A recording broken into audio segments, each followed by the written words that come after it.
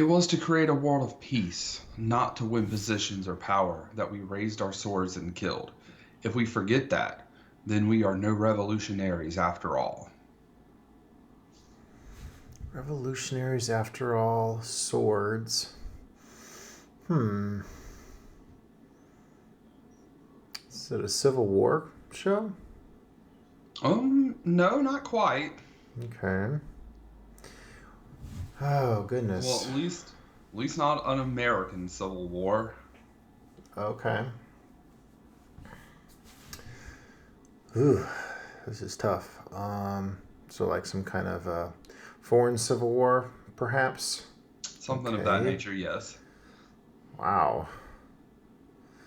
Hmm. Any other hints you can drop? I'm feeling pretty stumped. Um, it involves my favorite kind of warriors. Oh, okay. So this is a samurai movie. Is it The Last Samurai with Tom Cruise? No, not quite, but Oh. it's Samurai X. That's the name of the. Also, yeah, That's the. also more commonly known to a lot of people as Rurouni Kenshin. Um, that's the genre of the movie. No, that's the movie. Oh, never heard of it.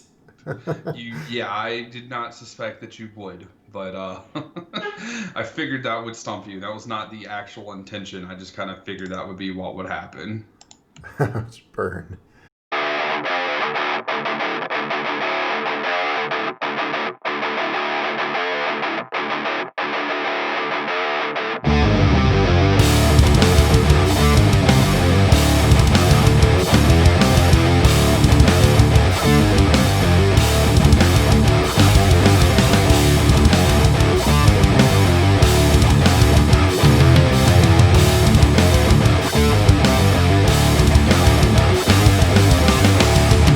You and I have unfinished business.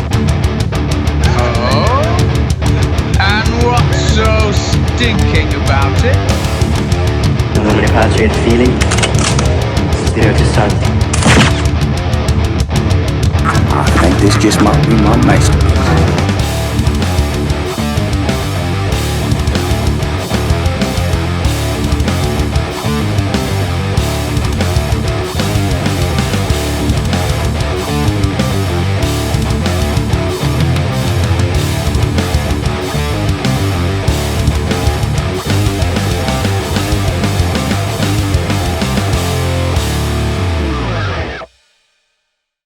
All right, welcome to season 2, episode 10 of the Average Joe's Movie Clipcast. This is Justin.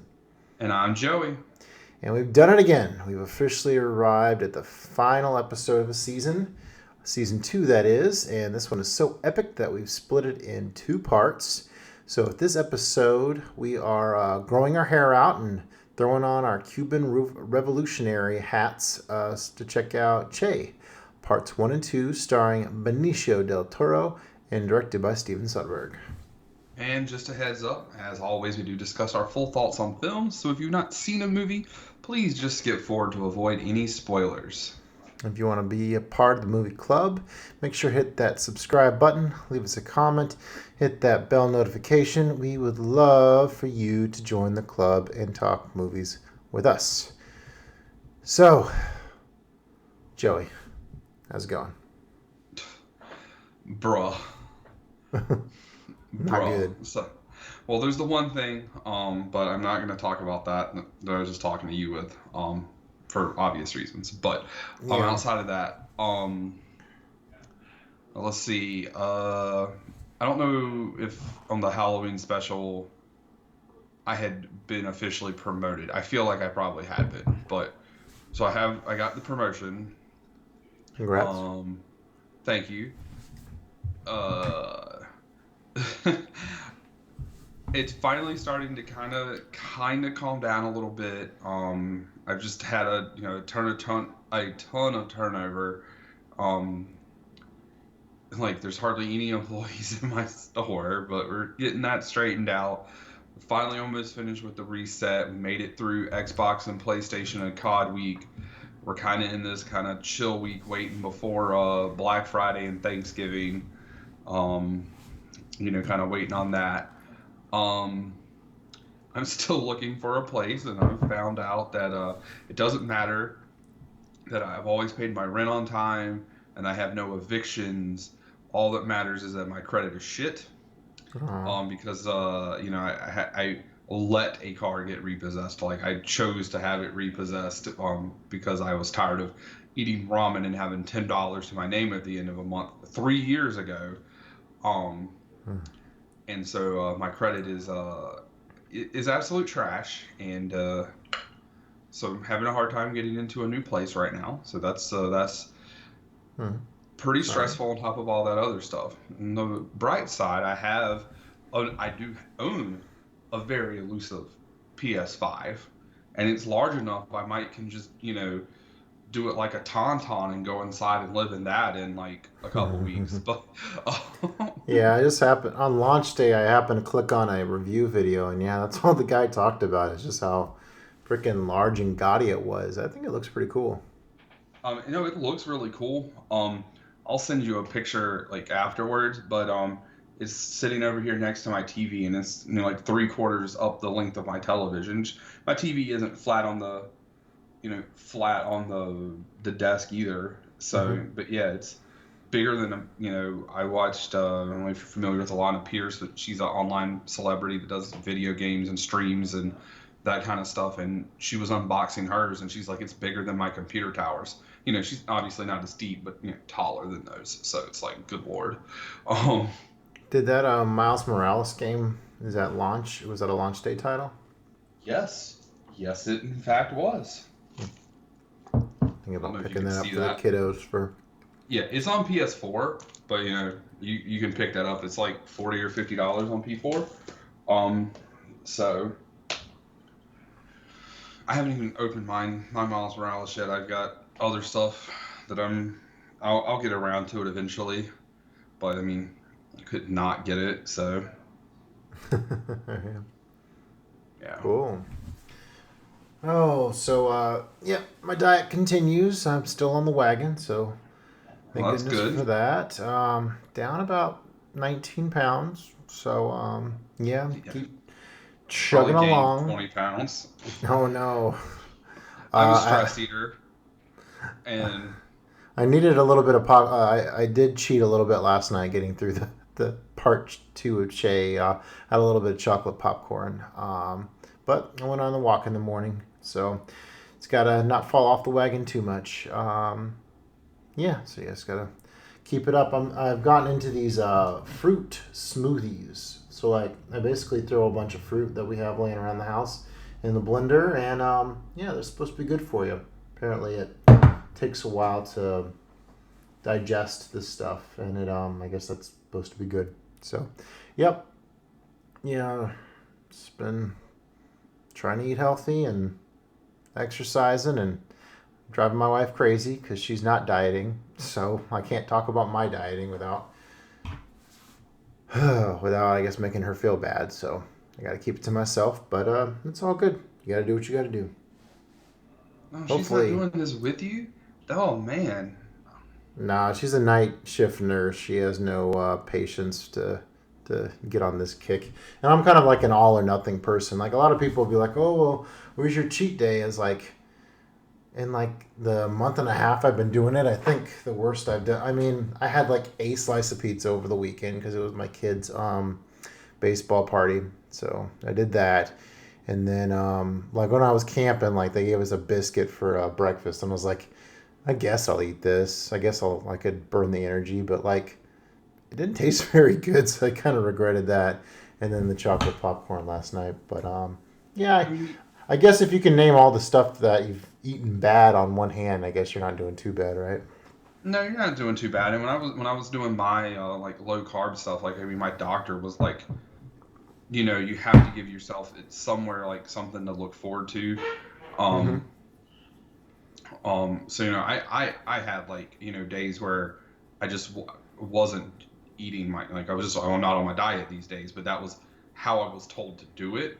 But I was not doing keto. I was not trying to be in ketostasis or whatever. I was just doing low carb, and that was for some people also, like mentally, it's like, okay, on these days I can eat this or this, and you know it helps with the mental aspect of what they're doing, especially when it comes to a diet, especially if food is a comfort thing, kind of deal. So for some people that helps.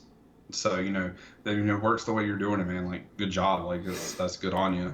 Every I now need and to. then I'll be like, oh, do I really want to eat my olive oil salad again? And I do, and it's all right. Tonight was the first time I had Brussels sprouts in this whole thing, so that was kind of a nice change up. Do love myself some what is the word? Carnivorous vegetables? Something like that. Anyways, leafy green vegetables. Love them. Oh, what else? I got another new job. So, yeah, I was rocking and rolling in this last job that I learned. I'm with the same company. I was just kind of moving around contracts. Like, my funding ran out in one area, so they shifted me in another position. Learned that position, was rocking and rolling, and now they got me in another position. And I thought this was going to be kind of a chill day, and it really ended up kicking my butt. So, kind of running late today, but I'll learn it eventually. I mean, it's kind of in my wheelhouse. I just gotta kind of get back in the groove of learning something new.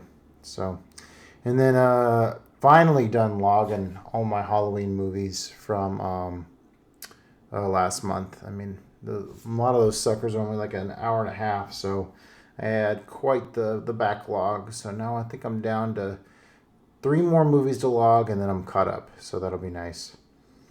Yeah, it's kind of a headache when you're logging a movie you watched a week ago, but getting caught up, and yeah. All right. First world problems. Yeah, cinephile, first world problems there. It probably would have been I would only had 2 movies to watch, but so me and Adam, I told you guys about the movie club we do. We've been watching Best Picture winners, and so like I think it's the second Best Picture winner of all time is called Broadway Melody, and so it's like, okay, I'll go ahead and watch my movie club movie with Adam, get that taken care of, and so I popped on Broadway Melody. I got through it. I was like, yeah, it was all right for the Stare show, pretty good. Went to log it on Letterboxd. It was the wrong damn movie. I watched the 1949 Broadway Melody instead of the 1929 Broadway Melody. And I was just like, holy crap, I watched that movie for no reason. A movie I really had no interest in watching in the first place, other than the fact that it was the Best Picture winner, for no reason. But the 49 version, I ended up liking that one better. So it kind of gave it an interesting comparison piece. So, yeah, you got to write about those pretty soon. But yeah, let's get into some more movie talk with our movie night pick'em game. So, my turn on this one. And Joey, would you rather tonight after the show watch Batman 1989 or Superman the movie from 1978? The Batman battle... 1989. You can stop. Batman 1989. Okay. I didn't take much. The multiple faults. One, Batman 1989 is one of my favorite movies of all time. Two, Okay. Superman's a bitch and is a horrible, terrible character. And Bats is much better than Supes. So, yeah. But, like, one of the literal first movies, like, the first movie I ever remember owning is on VHS, is Batman 1989. Like, it's just one of my favorite movies of all time. I like the sequel better. It's been a long time since I've seen the sequel, but I remember enjoying the sequel as well. I also remember, like, as a child, being Danny DeVito terrifying me quite a lot. He's great in that movie. Oh yeah, he was great. We will not talk about the 2 movies that follow those 2 movies, and then then there's the Christian Bale trilogy, which was also fantastic. But I love that movie. So. Yeah, I was a little underwhelmed by. I picked up Superman the movie on 4K. I guess it was last year or the year before. Yeah, I was a little underwhelmed with that. I need to rewatch Superman 2. But I saw both of these movies, I think, last year or the year before. So it's been pretty recent. So Honestly, I think I would want to watch Superman 2. Not watch either of these two. But that was easy for you to pick. Oh yeah, no, you were like Batman 1989. I'm like, it almost doesn't matter what he says. I figured you were gonna go with like Batman 1989, and I was Or like, The is he gonna Dark give me? Knight.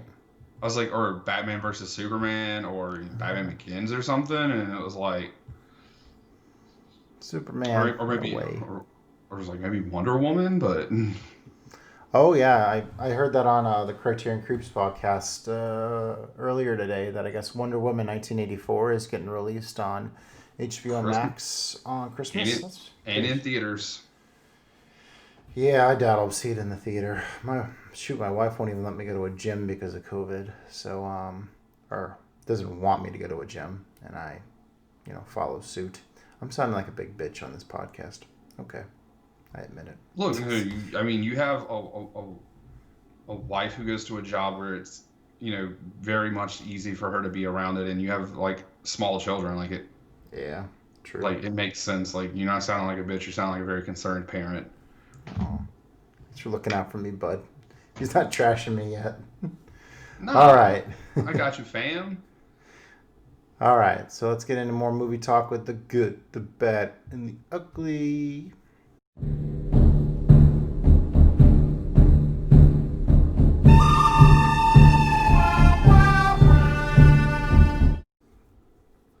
All right. What kind of categories you got for us this week, Justin? I went traditional. I just went good, bad, and ugly. I got a little Oh, okay. inspired by Adam sticking by the book whenever he came on a few episodes ago. Okay, mine are not. I have HAT, which is an acronym. I have Still on Point, and I have It Must Be the Shoes. Oh, wow. Hat, shoes, and what was the other one? Still on Point. Still on point. Oh, I thought we were going to go with an old clothing theme. I guess start with the on point. Okay, Still on Point. That is Point Break. Okay. Yeah, I rewatched that. I came home from work one night and I wanted to watch something, but I wanted to watch something I didn't like need to actually think about or pay attention to. So I was like, oh, I actually bought Point Break when I went and picked up the first time I went to the Criterion sale this month. Damn. And so it was on sale for like $10, and then my Barnes Noble membership worked with it, so it was like $8. And absolutely love this movie. Keanu is still great. Swayze is still great. And I could watch this movie like 100 times. I probably have watched it 100 times. This is one of those movies I watched a bunch when I was a kid. Like, I probably wasn't supposed to, but I did. And yeah, nah, brah. It's a totally tubular time, and you can watch the presidents, our former politicians, rob from us straight instead of through our taxes and stuff, and just straight out the bank. I watched this earlier. I watched this one earlier this year. Had a good time reviewing it. Johnny Utah. Gosh, what do I remember about Point Break from watching it this year? Yeah, it's a pretty good extreme sports movie. It's just a 90s, like a 90s action movie, and Still haven't seen Roadhouse. Oh, brother. Well, I feel like we're gonna fix that. We're gonna find a way to fix that. All right. Yeah, but that's another one. Like, I love that movie. That movie's great. We'll just Swayze theme. We'll just go anyway. All right. What's your good? All right, my good. I got that Criterion of Parasite. And I popped it in a couple days after my Halloween movies were over. And I watched that black and white version. And I wouldn't really say the black and white version really adds anything to the story. I mean, it's cool that like Bong, like, because they have a little introduction to the black and white version where he's like saying like, how much he admired like directors like Kurosawa and Hitchcock for like, they made masterpieces both in like color and black and white, and so he kind of wanted to pay homage to that, and he's filmed two of his movies, both Parasite and Mother, where the cinematographer was actually looking to make it, compatible in both formats. Yeah, man, it's interesting because with Parasite, like the first time I watched it, there's a twist in Parasite. And it was the first time when I watched it, when I hit the twist, where the movie really took off for me. But with watching it the second time, like, since you know where it's going, like, the behavior of the family in the first half is so much more compelling because you know what it's setting up. Oh, it's such a good movie. Unlike the movie we're going to talk about later, like, the subtitling in it is just absolutely perfect.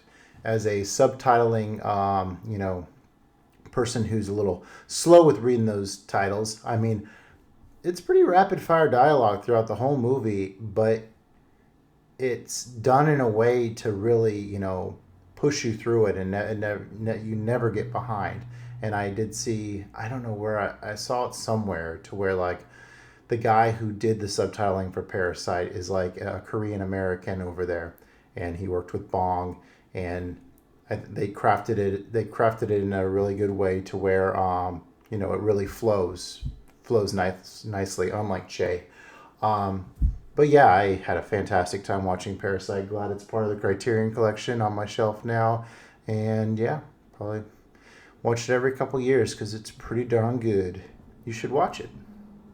Well, it is in the house now, so when I went into because I've been to Barnes & Noble twice so far this month, and then the first time I bought it for Carl, and I went ahead and just like, hey, this is your Christmas present, because normally we try to do, like, I won't say crazy things, but we try to get different, kind of harder to get movies for each other that the other one wants. But I was like, this year, with like, us potentially moving and like my job, where I'm gonna be like crazier, busier than usual, I was just like, you know what? I know this is one you said you wanted. Here, I just went ahead and popped it and got it. And then I got myself on my first trip. I got 3 Outlaw Samurai. My second trip was a little heavier. I got a little bit more stuff than that, but so Nice. It's in the house. We'll probably get to it, but we've been doing our random movie shuffle, and my other 2 movies that we're about to talk about came out of the random movie shuffle. So all right. I was going to say something else. I think I blanked. Oh yeah. So yeah, I think on the 4K of Parasite, there's a dub. I'm curious what a dub of that movie would be like, since I've seen it and enjoyed it so much, and it's in Korean the first 2 times. Makes me a little curious, but yeah, no dub on the Criterion. It actually took me a second to find the black and white version, because the black and white version's on a separate disc. okay. Yep, it's on that back disc, because it's one of those 2 discs on top of each other kind of deals. All right. So what's your Boots movie? It's not Boots. It must be the shoes, for people who remember NBA Jam back in the day. And He's on fire. Yes. Yeah. It's the Red Shoes. Okay. Yeah, as we're talking about Criterion Collection. So... The Criterion, what? Yeah, the Criterion, huh? Is this a masterpiece? Criterion Collection. The Criterion Collection. All right, so this is... I hate it when people say that. So what, the Criterion Collection? No, the Criterion Collection. I don't know. The Criterion. Oh, I'm a snob how you say it. You got to picture me with a top hat and a monocle. The Criterion Collection. Twirling my mustache. All right, tell us about the dance movie by Pelham Pressburger. Pretty good, right? Yes, it was real good. It was really good. It reminded me of like Swan. Dark Swan, but Dark Swan. But many years ago. The Dark Swan. Black Swan. Black Swan, not Dark Swan. Black Swan, excuse me. We've gotten way the fuck off base here. Yes, I watched the Criterion of Black Swan. Natalie Portman. It reminded me of that movie, but many years ago. Yep. Actually, Anyway, it's probably older than it ballerina. looks, right? Isn't it from is it from the 40s? Yes, Wow. like 1948. It could have, if you tell me that movie was from the 60s, I'd believe you. So that's how Oh yeah, awesome that Technicolor looks. oh man, the color and like the Technicolor and the camera work and shit was like ridiculous. But story wise, for those who are not familiar, is a ballerina, and she gets in with this troupe and this gentleman who runs a ballerina company. It's like the biggest ballerina company in the world, and Ballet. she ends up excuse me, Ballet Company. ballet company. You are correct. Dark Swan. Pardon me. Justin, I will disconnect right now and go the fuck to bed. Don't mess with me.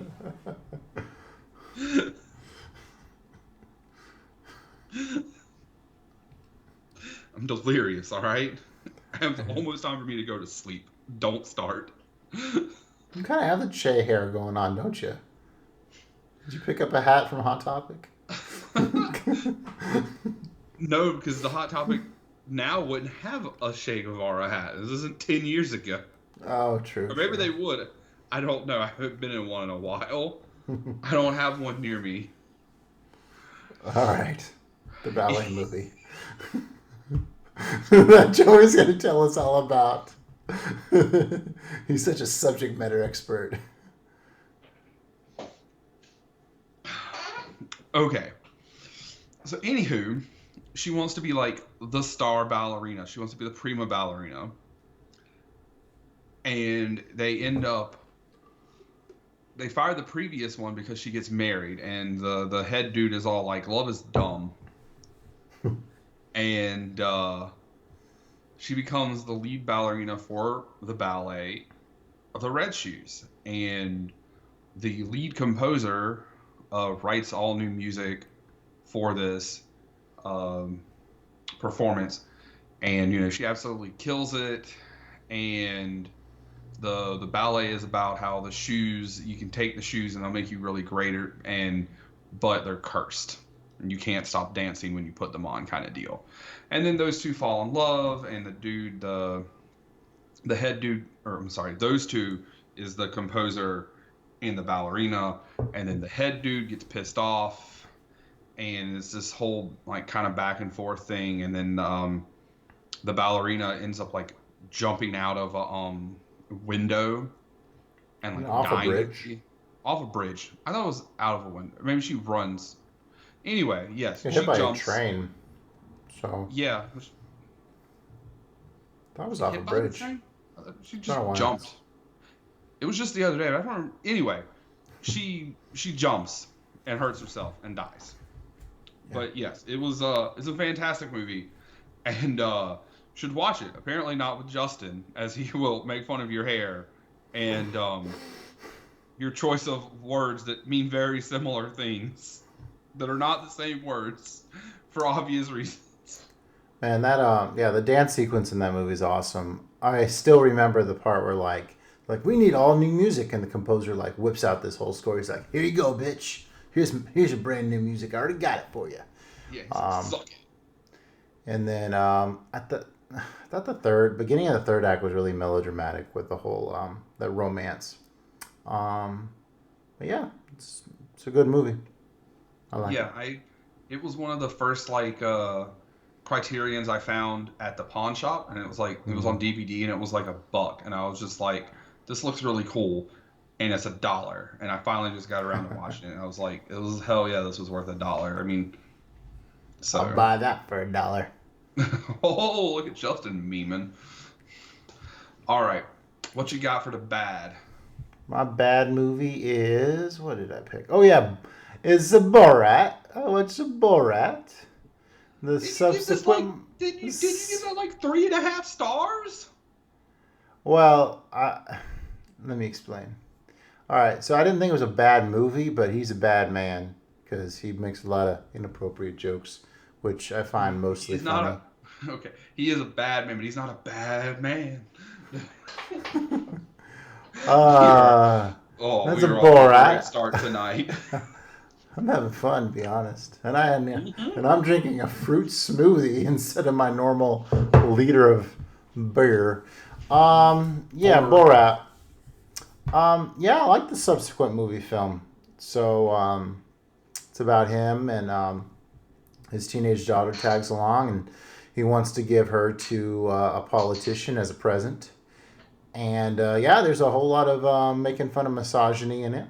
So there's that. Hold on. I need you to back the hell up for a second. Mm-hmm. You said his teenage daughter Yeah. tagged along, Mm-hmm. and he wanted to give her to a politician as a present. Correct. And that's the premise. That's the plot of the movie. He shows up to a Vice President Pence rally with her hot like on his shoulder, saying, "Yeah, Pence, grab her or accept doesn't he her." realize he has to take her to the island for that? Okay. Anyway, continue.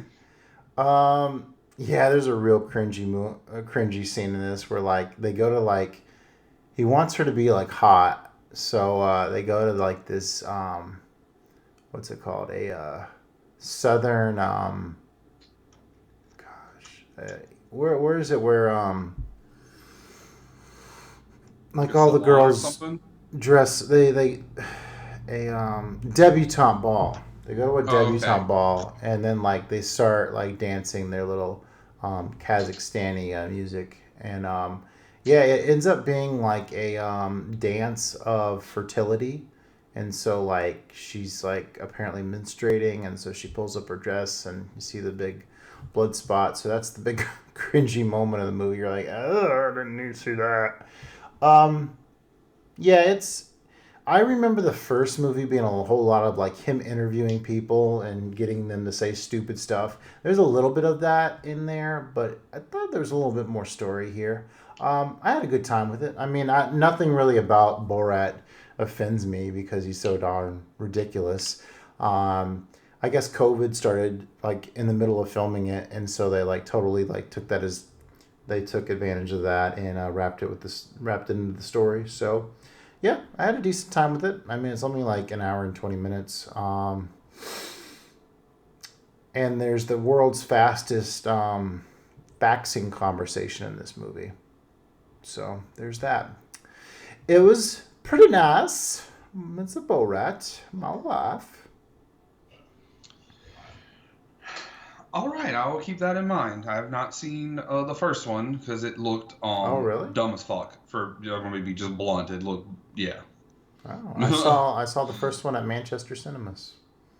Well, okay. In college, yeah. Right before what launched? Right before the Nintendo Wii launch. I think, or PS4, something like that. Maybe those lost. No. It must have been the PS3. Yeah, it was the PS3.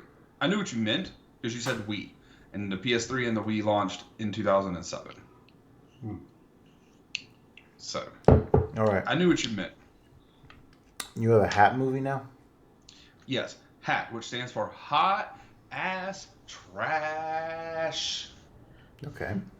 And that was another movie in our random movie shuffle where we're we got the dry erase cards and we wrote on them and we shuffle them up and pick a movie at random. And this one is dry erase cards. Yes. This is just blank dry erase cards, and you write them on a dry erase marker, and we got them in a stack. We each wrote 24 movies, and we're shuffling them up. That's what we're going with. All right. So yeah, if you follow us on Letterboxd, I actually have a list. Every time we watch one of these movies, I add it to the list so you can kind of follow along.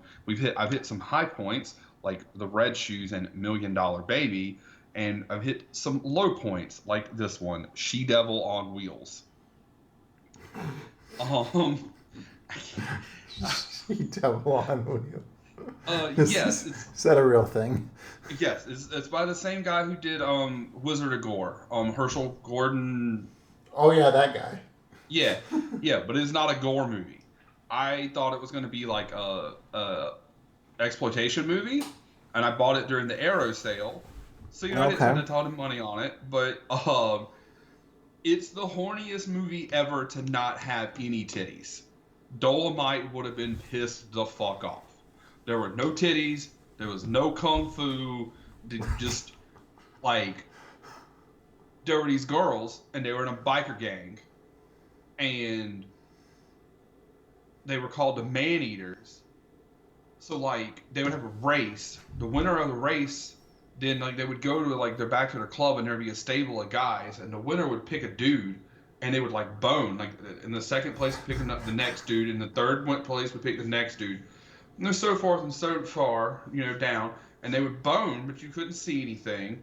Like the girl who won the first race, they almost tried to kick her out the club because she had picked the same guy like 3 times in a row, and then they like drug him with her bike, and then they end up getting in like a gang warfare with a group of dudes, and they like decapitate one of him, and then the movie just ends up ending with them like going to jail, just getting arrested, just oh come here, you're all arrested because you left this piece of evidence. It was garbage. Like, it still would have been garbage if they had been naked, but it felt like it was the kind of movie where the girls were supposed to be naked, and then they just weren't. But the movie was garbage either way, or any way you slice it. Like it was not good. And like Carl said, he saw like people talking about like, oh, is this the greatest exploitation movie of all time? And we were like, I don't think the word great, like I don't think that you're using that word and it doesn't mean what you think it means. So anybody, if you're interested in this movie based on what I told you about it, and God, I don't know why you would be, please do yourself a favor and do not watch it. It's not worth it. It is a movie that will be in my collection that I shan't watch again. The only reason I will put it back in my Blu-ray player is it has a second movie that accompanied it that I did not know about, that I guess I will watch at some point to say I watched it. But just pass. It ain't good. You have the camera at a unique angle this tonight. Do I? Mm-hmm. I can Is see. that better? I can see an interesting poster you got back there. Which one can you see? I can see your Katy Perry poster. Oh, well, yeah, that's been there the whole time. Yeah. Normally, I can barely see Boondocks. Oh, the Boondocks things? Yeah. To the was going to be a whole movie section back there, but then it was like, well, and I never got the movie poster or the frames, and then it was like COVID, and I was like, now we're moving, so I'll figure it out whenever I get to the new place. All right.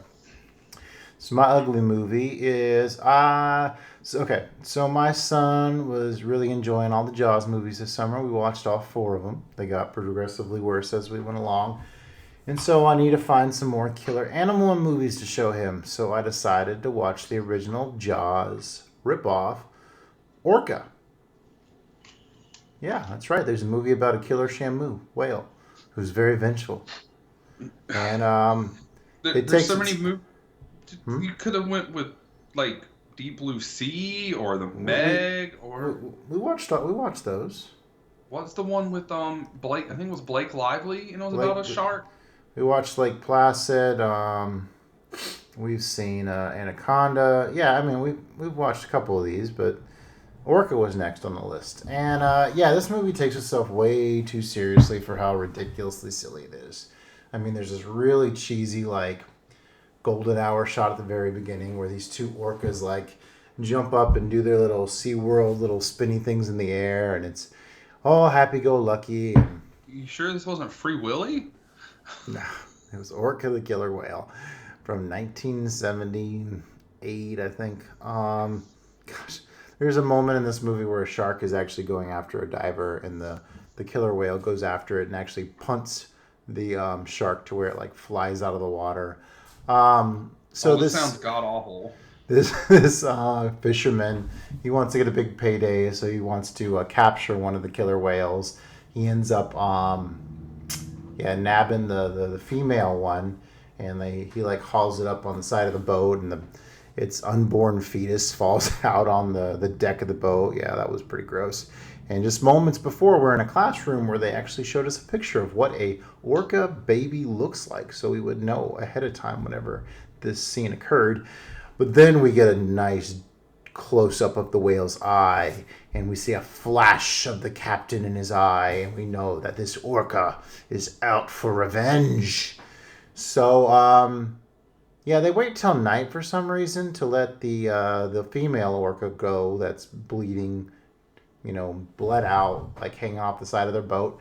And then there's like this crotchety old like sailor guy who like helps like cut it loose, and yeah, the orca jumps up and bites him and he's dead. And then he goes and stalks the captain on the land. Like the captain at this point, like he doesn't really want anything to do with the whale. He's kind of over it, but yet the whale's like, "You must come out to sea and face me," in his his whale ways. So like he's like sinking ships, and there's a part where the whale knows where the gas lines are, so the whale breaks the gas lines and knows what shack has an unattended lantern in it, and shakes that shack to create this huge dock explosion that blows up the gas refinery on the top of the hill. And it's really a freaking silly movie that takes itself so serious. Like this, it has the whole like Ahab vibe with like, oh, I'm gonna kill that whale,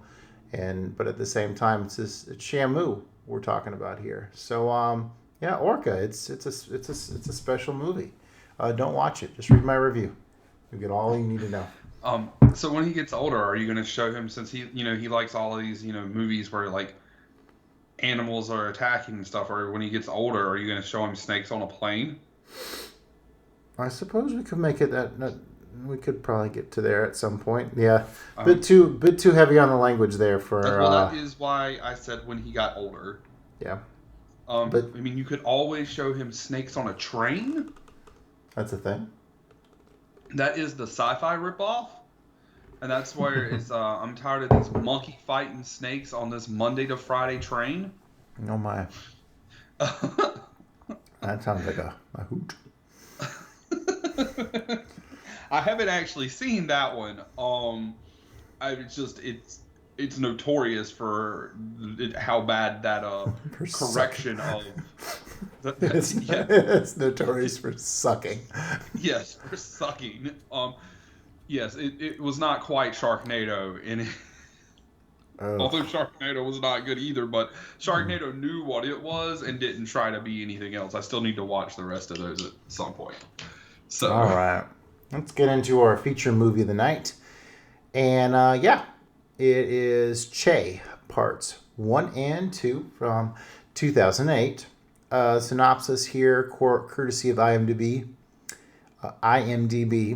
In 1956, Ernesto Che Guevara and a band of Castro-led Cuban exiles mobilize an army to topple the regime of the dictator Fulgencio Batista.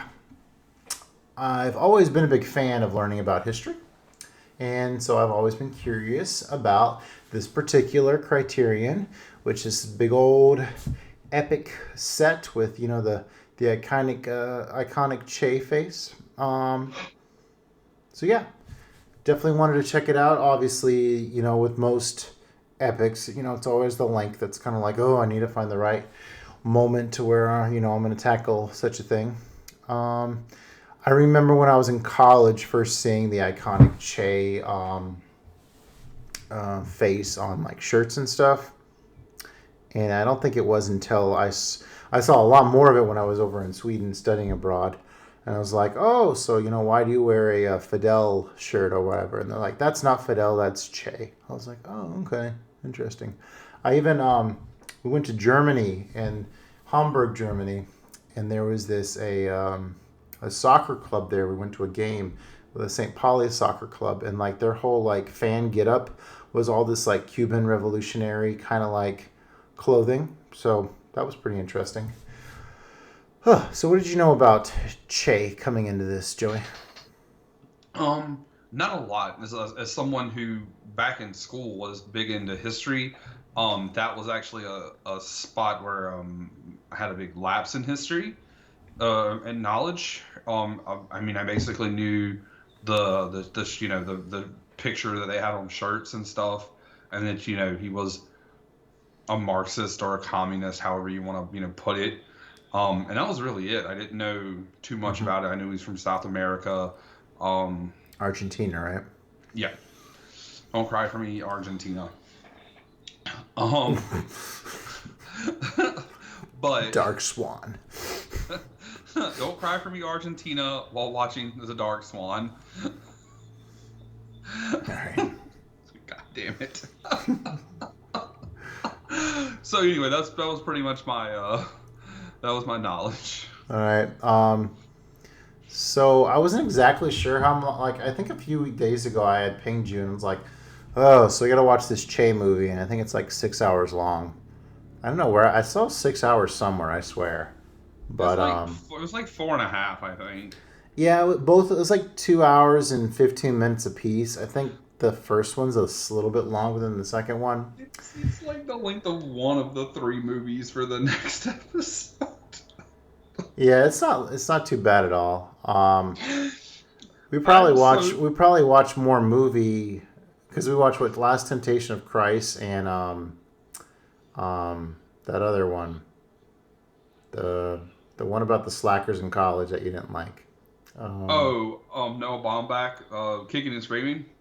yeah, there was probably as much movie and kicking and streaming as this epic. 4 hours, anyways.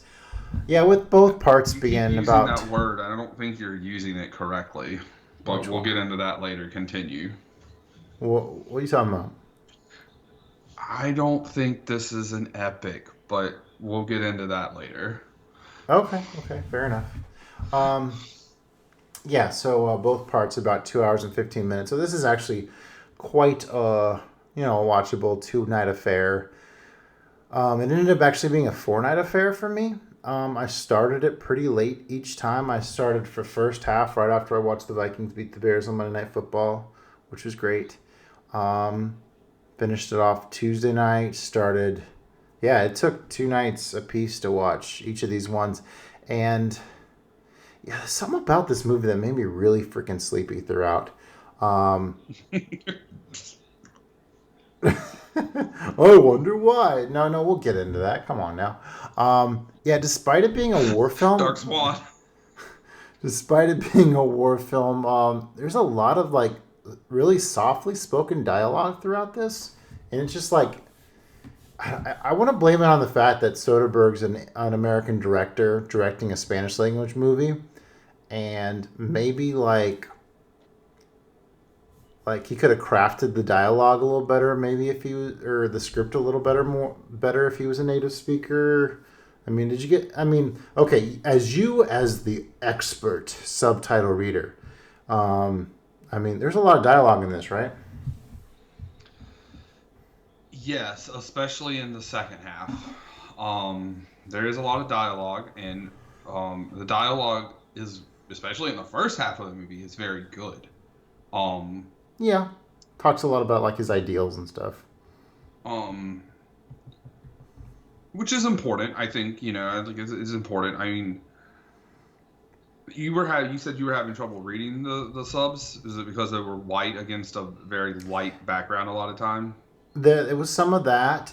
It was just so much of it, and I guess it was just kind of making me a little tired, and like sometimes I would back it up because I couldn't read all of it, and sometimes I'd back it up because I kind of dozed off. But as soon as that like happened once or twice, I just called it a night. But yeah, there was just something of it was just felt the whole thing just feels so one note. I mean, they do jump back and forth to like him going to like the UN to speak, which is interesting because he's like talking to this reporter about like his ideals.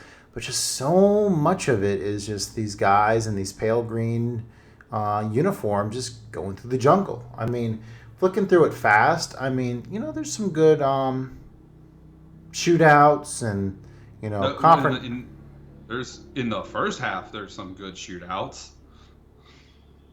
There's Um, like nothing in the second half. It's that's just not true. there's a good shootout at the end. Let's stick with the first one right now. So Well, I thought we were talking about the whole thing as a whole. I apologize. We're getting ahead of ourselves. Continue. okay. So all right. So okay. Yeah, both movies start off with a really cool map sequence. Like the music's kind of like grim and like yeah, it's kind of like this extended map sequence, and it's like shows up in different colors, and like it gives you an idea of like the trek that Che and his guys made from what this southern eastern end of Cuba, like all the way going up towards Havana. Um, I listened to the documentary on like the making of the movie, and they had an interesting note about how with Bolivia, like the whole map sequence at the beginning, it really emphasized like how landlocked Bolivia was, and with how trapped they end up getting in that part. So yeah, what are some of your opening thoughts of Che? Um, well, we definitely made the joke of it was like a 2 hour and 15 minute movie, and that there was only going to be like 15 minutes of movie left after they finished with said map sequence. Um, Went on too long for you? oh, it felt like it lasted forever. Because instead of going, putting the map up and showing us, pulling, here's Cuba, here's Havana, here's this place, here's this place, here's this place, and just putting them all on the map, it was like, here's Havana, Havana disappears, here's this place, that place disappears, here's this place, it disappears, and it's like, okay, well that's cool, but now where the fuck was Havana? It was in the top somewhere, but I don't know where it was in relation to this place or this place or this place. Yeah, Oh, and it's 100 years ago now. Oh, all right. pretty But much. it was pretty, and the idea was solid. Like Mood because setting, yeah. yeah, I mean, well, that and like, who knows where shit is in Cuba unless you live in Cuba or a like geography like nerd. And like, yeah, I was big in geography in high school, but more Or if this was more of a American traditional movie, and like every time they went to a new location, like the map would come back with that name or whatever. yeah, I mean, and obviously most people have heard of Havana for the most part. I mean, it's the one place everyone's heard of in Capital, Cuba. right? I believe so. I believe that is correct. Um, and it was real interesting. There's not a whole lot of setup. Like I think there's like a scene of him like eating with his family, and then he's on a Well, the, boat, and then yeah, he's in the jungle. they're in Mexico, and then they're in the boat traveling, and then they're in the jungle, and eventually in the like the cities and stuff Yeah, in towards Cuba. the end. Yeah. But there's a whole lot of this movie where they're just In the trekking through the jungle, and it's Yeah, like they're in the jungle. They're in the jungle more than John Rambo's in the jungle. Like Jesus Christ. And Rambo 2 yep, specifically. Vietnam. They're just yeah. They're just in the damn jungle. Like you just call this Georgia the jungle. Like good lord. George of the Jungle. Just call this Tarzan. Like, I had a thought and I got sidetracked. Son of a bitch. So in the documentary, Soderbergh was talking about like making this movie with the approach that like if it didn't happen like within like historical context, he didn't want it in the movie. And I think this might have been this might be a good example of like maybe them not having anything like to punch it up to be more like a movie. Maybe is why it feels so mundane. I mean, honestly, remember a minute ago I was like, this doesn't feel like an epic. Maybe if they had put some stuff in to punch it up to feel like a movie, it would have felt more like an epic. Like, as opposed to just, here's two movies that are telling the story of this guy. Like, the movie was, shot well, and it was acted well, and, Yeah. because Benicio del Toro, like, doesn't know how to, like, not act well ever. And there was, I don't recall there ever being much emphasis behind like his like scenes where he's like kind of, I mean, when he's at the UN, I suppose you kind of get a little bit more of that when he's speaking, about his views. But like in the jungle, whenever I think he's sharing it with his men, from what I recall, it would come up and be like, and then be gone, and it's almost like the map sequence. Like it comes and goes so fast that it's just like nothing really stuck for me, unfortunately, most of the time. I mean, honestly, like when the movie started, and then like they're like, oh, we're waiting on Fidel, and then they get on the boat, and it's like, it took me a second. I was like, wait, why is Benicio del Toro not Fidel Castro? Like, why is, if you've seen Weeds, I was like, why is it the mayor of Tijuana? Because Damien, the chair, is who's Fidel Castro, is the mayor of Tijuana and Weeds, and I'm like, why is he Fidel Castro? And then I was like, oh wait, this movie isn't about Fidel Castro. Right, because at the beginning of the movie, it's like we're waiting on Fidel, and it's all about like Fidel's going to take over Cuba, and that's the thing that and then it's like, oh yeah, this is Shay's part in it, and I'm like, I didn't even know he did that. Like I knew about him being in South America. Like I don't know about it. I knew that's what he was a South American revolutionary.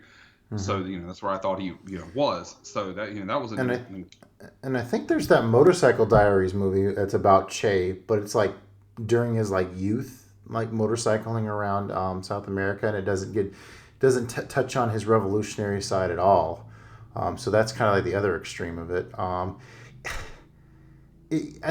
mean, for as long of I mean, they could have easily spent another half hour at least just maybe building up to like, I think they just drop you into this whole like campaign without really building up the character at all. I felt, which I do like the second part more, but we'll get there. All right, so lots of little I do. So lots of little moments with Che, like he confronts like deserters, handles prisoners. When I thought about this, the part where he like stops the really nice car, like I thought that happened in the middle of the movie. That actually happens at the very end of the movie, where like he's about these like socialism ideals. Well, like he does not want like his followers stealing this really nice car. Tells them to get the heck out of there and return it. I don't think that's like stealing, period. But he's like, oh yeah, these were the snipers, which I took that as these guys were dead. But maybe they had captured those snipers and not killed them. But he's like, I don't care if this was Batista's car. You turn around right now and you go in a Jeep or a foot, whatever. I don't care. You're not driving this car there. And it's like, right. You see how strongly he believes in his ideals. As he's also in a Jeep. He's not. He's a high up person. He's just in a Jeep. Himself. So. I thought the parts where he is at the UN and he's talking to a reporter. It's kind of weird that the reporter's talking to him in English, but yet he's responding in Spanish. Actually, I think originally they wanted to do the movie in English, but Soderbergh was heavily against it because to Che, people speaking English were the imperialists that he was so avid against. So it makes a lot of sense that they did go that direction, and I mean it is a a Cuban history movie or South American. Go ahead. Well, didn't he have a translator when they were like?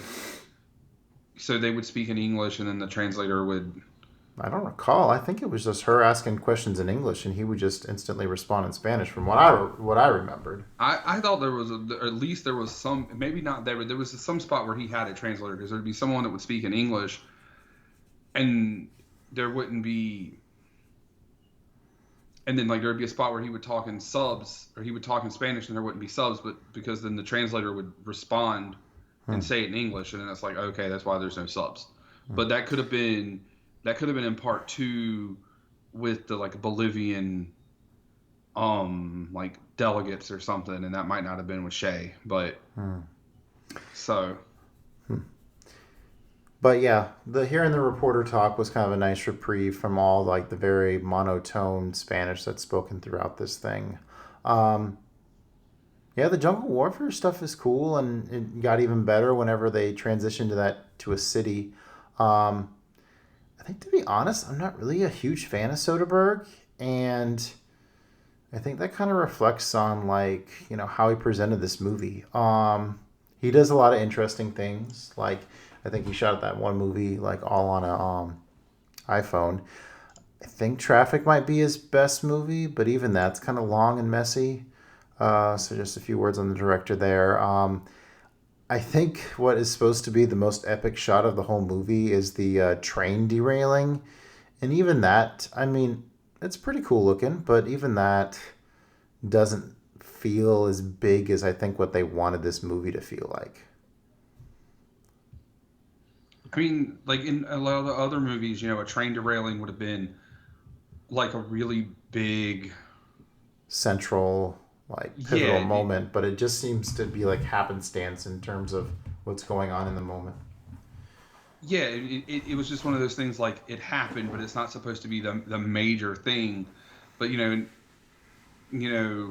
guess it derailed. It didn't explode. But you think of any other director. You got a war movie or any action movie, and a train derails, and it's an explosion. But obviously they had the shootout with the soldiers who got off that train, so they couldn't have it explode. But yeah, like they show that they show the rails bent, and you're like, oh well, this is going to be bad. And then like a couple seconds later, and you're like, oh, all right. And so and just to kind of off track here, you're like mentioned you weren't a fan of him, and I was like, well, what other movies have I seen by him? He has a very, very interesting Yeah, very wide ranging. I mean, he's known for Ocean's 11 and then Traffic and Aaron Brockovich and Ocean's 12, Ocean's 13, Magic Mike. Aaron Brockovich is pretty solid. Logan Lucky, Contagion. So yeah, The Informant. Like it's all over the place. But so anyway. His one movie, Schizopolis, that he did for Criterion, or it is a Criterion, that one's a hot mess. That's way, way overboard, trying to be meta artsy. Six Lives and Videotape's all right. Yeah, very, very wide. Oh, he did a remake of Solaris. I forgot about that. Yeah, very wide-ranging filmography. The old Soderbergh. And then, yeah, the very end, I mean, they take over that one city. I don't even remember which one it is. And they're on their way to Havana, and it just kind of cuts. That's the end of the movie. What happened in Havana? Doesn't matter. This film doesn't care. I think during the documentary, he did mention, like, if he would have done it over again, he might have done this into a multiple part, like, 10-hour series. Whoa. Showa, what up? Yeah, pretty much. But yeah, I guess what they had mentioned, what they were cutting from not showing Havana was, I guess he was responsible for lots of executions from the people in charge there. So, yep, didn't focus on that at all. So yeah, well, because it's hard to kind of portray him as supposedly more of a heroic kind of figure, and especially when you get to the second half, a more of a martyr kind of figure, and if he is just executed, even if it's executing what's supposed to be an oppressive regime, and executing the leaders of said regime, especially when America has been basically, I don't want to say at war, but at odds with Fidel Castro my entire life. Our entire life, since we're the same age, like, it's like, well, he helped Fidel take over, and then it's like, and that was actually one of the things that's like me and Carl kind of talked about. He was a communist and a Marxist, and he talked about his ideals so much, and it's like, did he really know like how Fidel was gonna react and treat the people? Because it didn't, it seemed like, at least how he was portrayed in the movie, to be counter to what Fidel ended up doing, or at least what we are told that he's done anyway, yeah, it would have been more interesting, because from what I recall, I mean, I'm pretty sure I remember the scenes where like Fidel's in there, but I don't know, I just wish there had been more emphasis there, like where they were talking about their ideals. Maybe that just didn't happen. I don't know. All right, on to part 2. Yeah, on to part 2. All right, so it flashes forward some into 1967, where Che leads a small partisan army to fight an ill-fated revolutionary guerrilla war in Bolivia, South America. So despite part 2, this movie is a major bummer. I thought it was more well-rounded overall. So the movie starts off, and we find out. I think there's like a television shot of like Fidel, like talking about like Che leaving. Um, let's see here.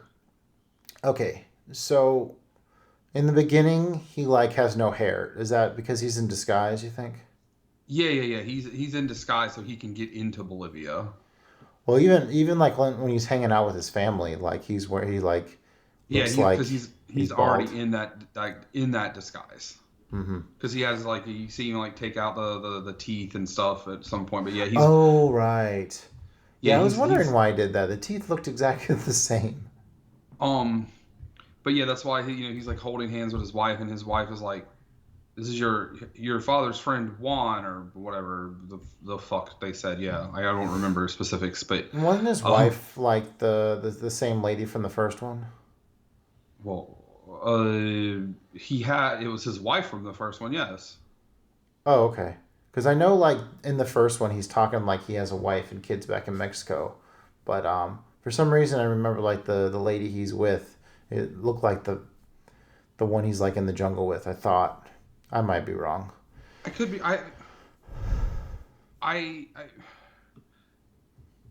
that's a good question. Anywho, so we actually get to see him like make this journey like all the way into Bolivia, um, and yeah, meet up with the gorillas. There's this whole kind of montage where they're seeing like watching them building up the camp and stuff. Just parts that were totally missing from the first one. Where like the first one just dropped us right into like him like marching forward to Havana throughout the jungle.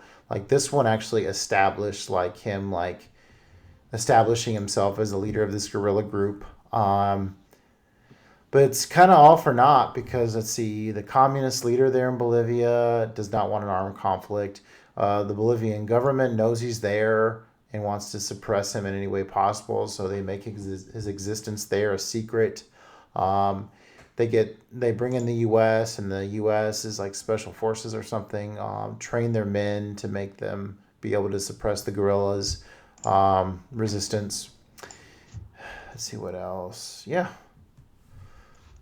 A lot of interesting cameos. We got Matt Damon popping up all of a sudden. Lou Diamond Phillips popping up. I think Oscar Isaac was in the first one.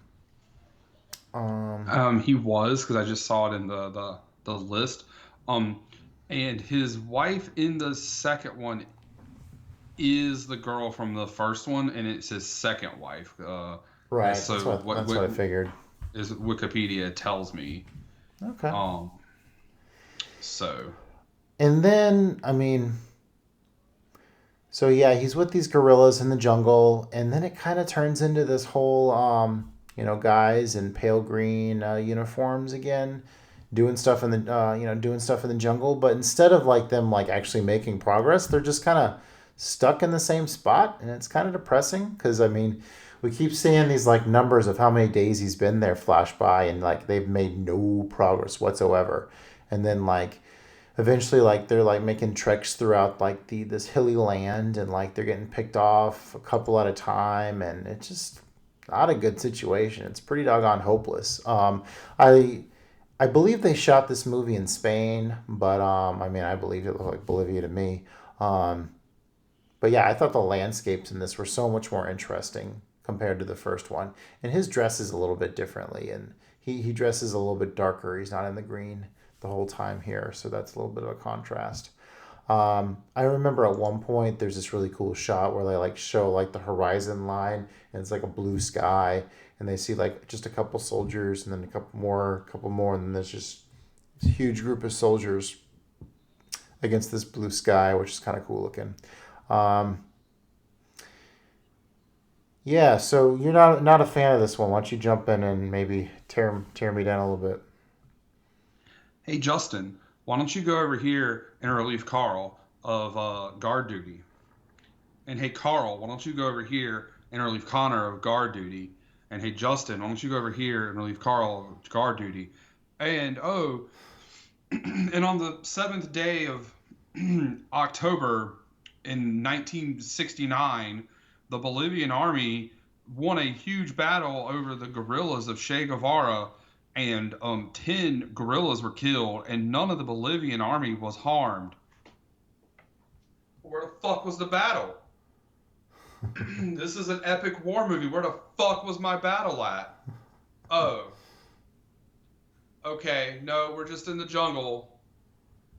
Oh, no, we're just standing around with our thumbs up our butts.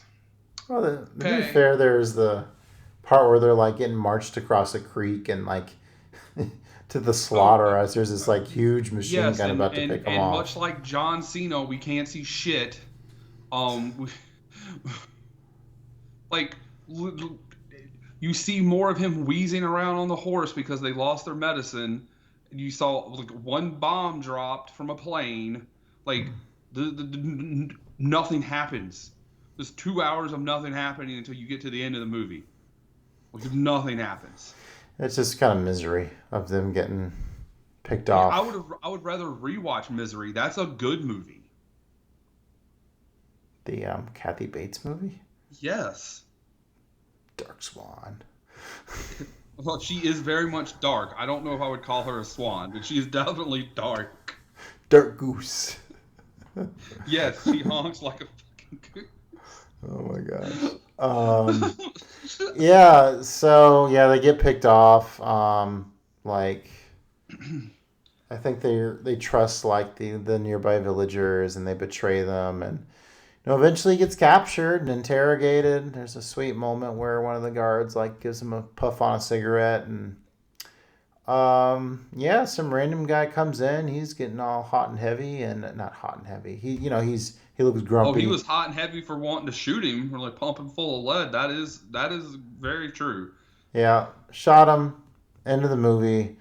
That whole from when they hit that last battle into the interrogation, into that scene where they saw him being shot, like all of that was fantastic.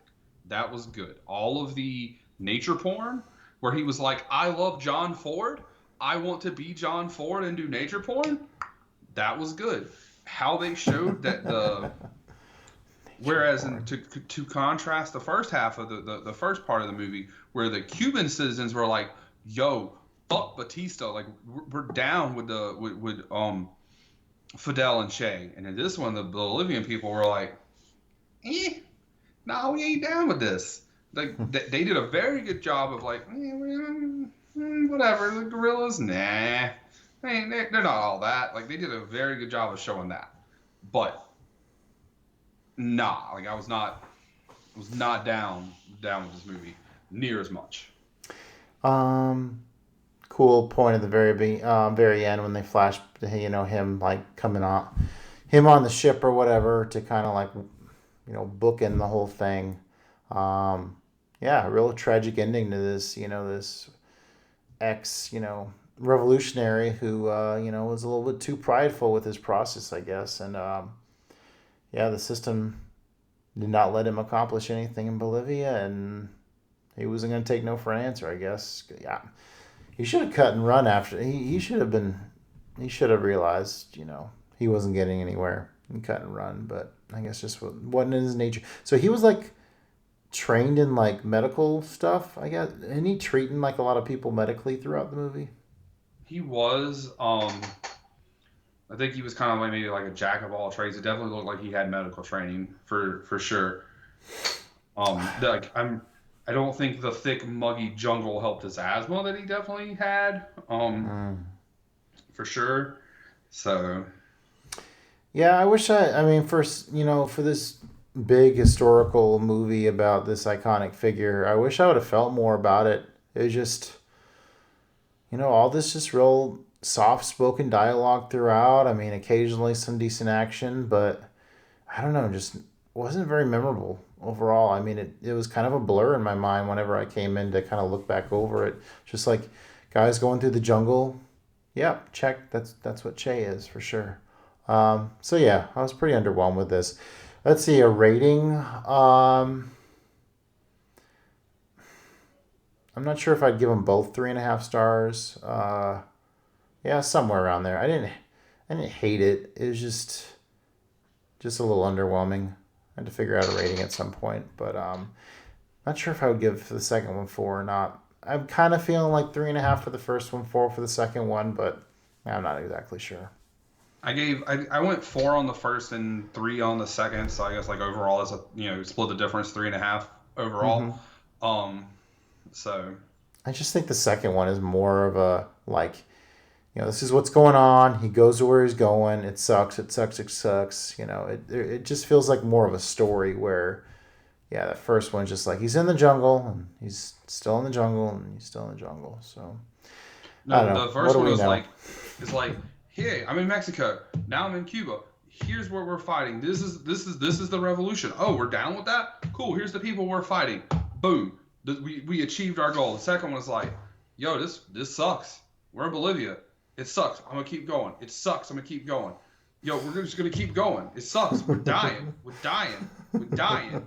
We're dying. We're not showing it. We're not showing anybody dying. They just dying. We went from like 80 people to like 3 people. It's a year later. Oh, we're dead. Here's some nature porn. We dead. Nature porn. I do like my nature porn. All right. So yeah, there's Che. Sorry we didn't like it more, but I think we laid out the reasons why. It does have very pretty packaging on if you go to like buy it, since it is half off time at the Criterion, since we just shell out free advertising for a Criterion. It does have pretty packaging, and it is 50% off. So there is that. All right. So yeah, want to tell folks what we're going to be watching next time, Joey, for part 2 of our big finale? Well, I guess I got 2 things to tell everybody right now. So the part 2 for our season finale of Epics is 3 movies, all about 4 hours long, and there's a bunch of walking. Even the trees walk in these fucking movies. Yeah. To quote Randall Graves, even the trees walk. That would be Lord of the Rings. Which one, you ask? Well, all of them, because homeboy over here was like, hey, let's do trilogies this year. And so we already know we did the Colors trilogy.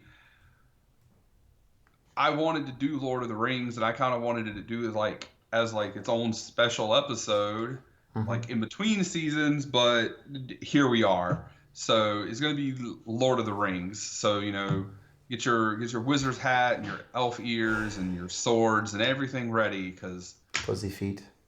Yeah, get your fuzzy feet. Get your you know how we do long episodes. So you can probably have first and second breakfast during this episode coming up. So just saying. Bum bum bum bum bum. I mean, I'm ready. My body is ready. I went out and rebought it on Blu-ray, like almost a year ago now, but I mean, like 8 months ago, whatever. I don't know. It's just sitting on my shelf waiting. All right. So here's the deal. So since we have over 100 subscribers now, if you're still listening, I want you to go to our Average Joe's Movie Club cast. It's the Average Joe's Movie Club cast at gmail.com. If you email us your top 5 favorite moments of the trilogy, Lord of the Rings, you could enter to win a $50 Amazon gift card. So do that so you can win the gift card. If you're listening, do it. We'll read your comments on the air. We'd love to do that. So cool. Lord of the Rings next time around. And we're already prepping for season 3. And I believe Joey has a category that he's going to give me. And then next episode, I'll announce what our first categoried movie will be for the season 3 first episode. Yes, I do have a category. So to keep with how I normally do things, since I'm not picking a movie to go with it, since I'm picking a theme, you said you didn't recognize the movie. Well, the reason you probably didn't recognize the movie is because it was an animated movie. It's an animated movie from Japan. So, category for the season 3 premiere, something we have not done, and that is an anime. Aha. Okay. Any stipulations on this anime, or Just an actual anime, so no live action American remakes, no I an wouldn't actual. do that to you. Look, I seen the shit you did when I said pick a musical. I knew you were going to bring that up again. I Dark wasn't Swan. until you said that. Dark Swan. No Dark Swans. Okay, so yeah, just anime. Okay. As long as it is an anime. It was a tough choice. I was going to go a little bit broader, but I decided just to narrow it down a little bit more and go with anime, just because we've never done an animated movie really at all, but much less anime. So I guess we haven't. Yeah, I definitely have an initial pick, but yeah, I'll let this stew for 2 weeks and see if it sticks. I'm very curious. We actually have like a running bet about what it's going to be here in the house. Really? Wow, that's intriguing. I guess you're not going to say any more. Well, no, because I can't. If I say what it is, that could influence what it's going to be. There's a running bet of what I'm going to pick. Oh yeah, From an anime? We had a conversation when I decided to switch from a non-Disney animated movie to just anime. Gosh, what? It's because you think I'm basic? Is that why you picked this? I mean, you have not basic, but you have a way that you sometimes pick movies, and I have a suspicion of one movie over the rest, and if it's not that, then it's going to be like another certain group of movies. Yes. Huh. All right. Now, I could be very wrong because we never really talked a lot about anime, but I have my suspicions. Okay.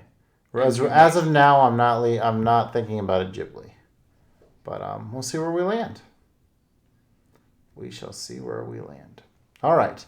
Thanks everyone for following the show. We'd love you to join the Movie Club cast, so make sure to subscribe.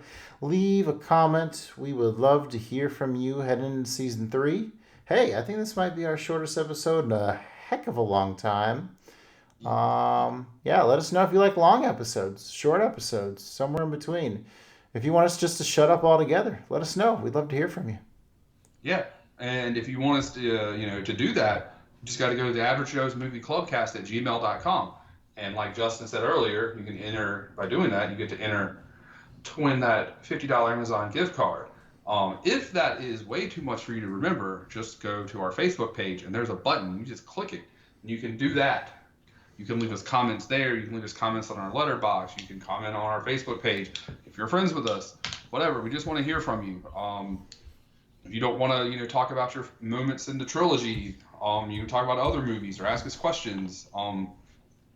It's been a while since we've had a guest comment on the show. It'd be good to have one. So if you're listening, do it. Just fucking do it, damn it. Like, you hear how, like, look, you can say something dumb and it'll just resonate throughout the whole show, Dark Swan. Like. Yeah. So Joey, why do we do this show? Because we like to give each other shit? No, because we love talking about movies. Good night, everyone. Bye.